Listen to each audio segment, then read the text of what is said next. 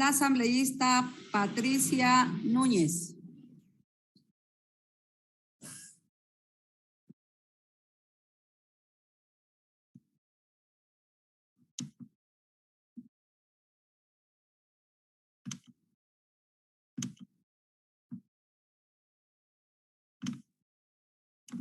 Señora Presidenta de la Asamblea, compañeras y compañeros legisladores, buenas tardes.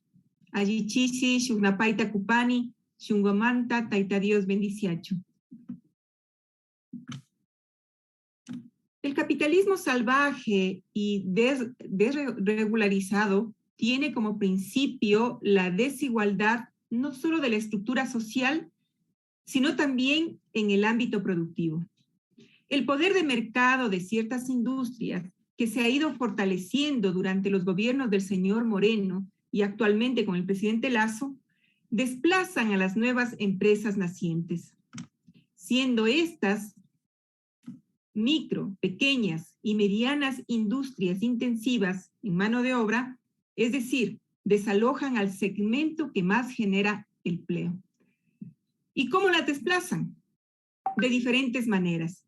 Al haber grandes empresas que no cumplen a tiempo con los pagos o al haber un gobierno que abra las puertas a las importaciones, beneficiando únicamente a las grandes empresas.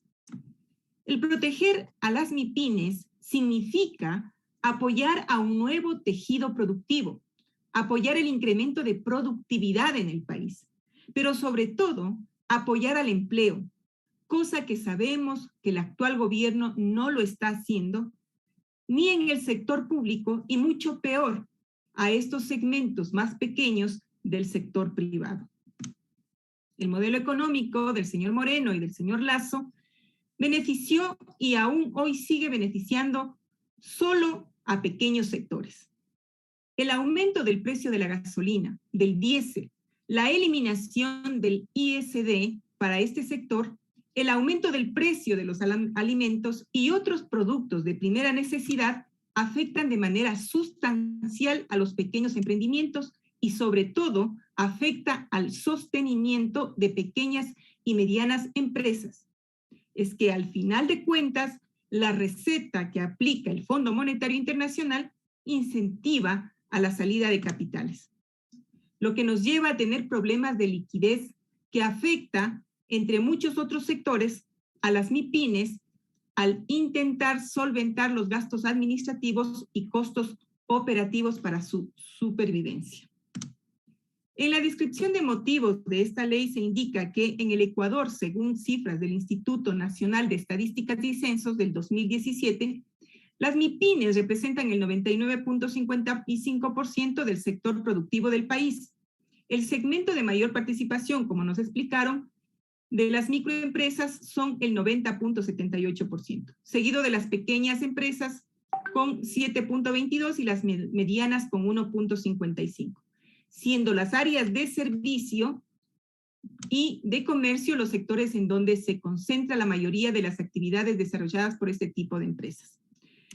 Durante la pandemia del COVID-19, entre el 2020 y el 2021, las micro, pequeñas y medianas empresas fueron el segmento empresarial más afectado, donde varias empresas ecuatorianas se vieron obligadas a cerrar, siendo afectadas directamente miles de familias. En mi provincia, en Chimborazo, según el portal web de Primicias, pasó de generar 1.571 millones por concepto de ventas, 1.571 millones de dólares por concepto de ventas y exportaciones en el 2019 a 485 millones de dólares en el 2020. Es decir, tuvo una caída de 69.1%. Este desplome de ventas en Chimborazo se debió a una contracción en 7 sectores. Uno de ellos fue el comercio, otro, la explotación de minas y canteras, la industria manufacturera y también la agricultura.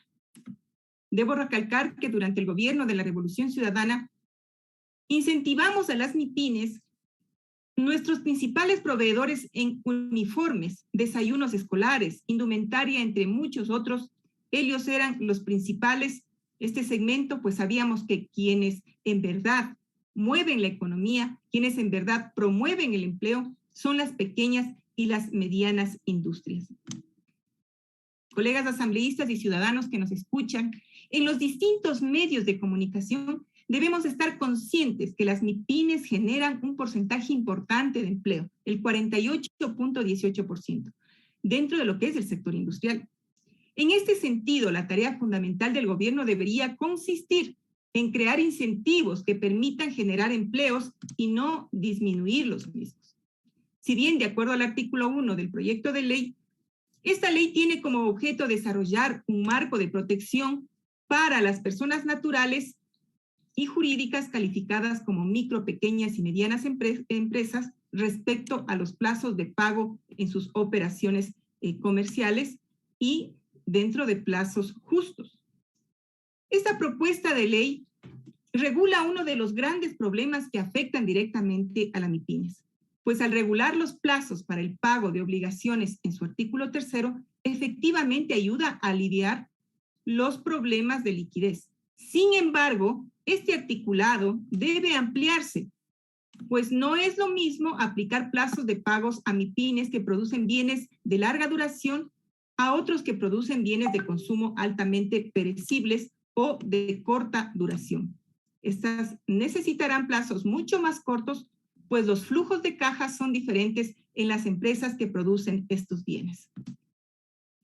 Para salir de esta crisis necesitamos tomar decisiones claras y es preciso que esta asamblea apruebe proyectos de ley que realmente incidan en esta situación. ¿Cómo es posible que el gobierno del señor Moreno, en lo que respecta al sector público, hasta agosto del 2020, la deuda total a proveedores ascendía a cerca de 500 millones de dólares, de los cuales 190 millones corresponden a atrasos con proveedores en el 2019 y 300 millones de deuda con proveedores del 2020? Mismas que fueron ofrecidos a pagar en bonos comerciales a un plazo de 7 años. Inaudito. La consecuencia es la quiebra de las pequeñas y las medianas empresas, afectando a miles de ecuatorianos.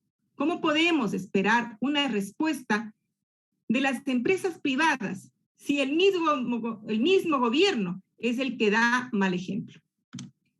La ley debe ser radical a favor de las MIPYMES, que son las que mueven la economía del país. Este articulado de la ley es paliativo y no resuelve los graves problemas que afectan a este sector. Compañeros legisladores, la situación de la MIPYMES es grave.